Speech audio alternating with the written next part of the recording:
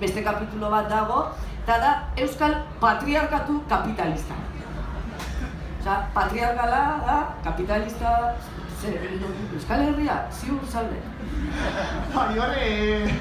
Kontua, ez denet, badakit askok espero zutela nire lehen liburua hola izatea Euskal Patriarkatuaren inguruan edo, demokrazia patriarkalarena. Hori badator 2 urtetan, ikerketan gabiltza. Ikerketa gehiago egin behar dugu. Orduan hemen, dago adibide batzu daude, esan ez, ni hemen hitz egiten dut batez ere demokrazia liberalari buruz, gure demokraziak, baina demokraziak guztiak dira patriarkalak.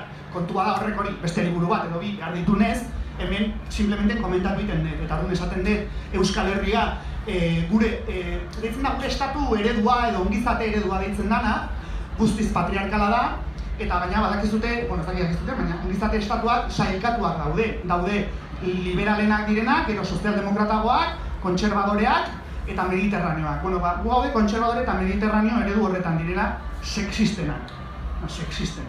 Orduan, eskaskotan hemen uste da...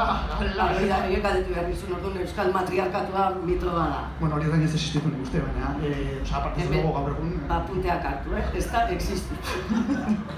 Eta orduan, horren inguruan esaten dut pixkat zergatik da patriarkala oso goitik, eta zergatik gaina gaude beste Europako estatukideekin alderatuta sexistenetakoa dela Italiarekin batera, Espainiarekin batera, eta hori esan moduan garatuko dugu, eta hemendik pare bat urte barruan, 19an edo aterako da liburu bat Euskal Patriarkatuaren inguruan.